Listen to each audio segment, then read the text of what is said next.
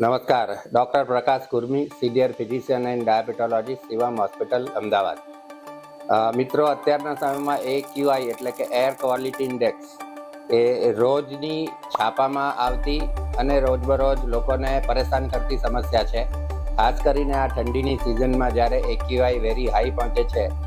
દિલ્હી તો તેના માટે ફેમસ છે જ, પરંતુ આપણા અમદાવાદ શહેરમાં પણ AQI ઘણી વખત જે નોર્મલ છે એના કરતાં વધારે જોવા મળે છે.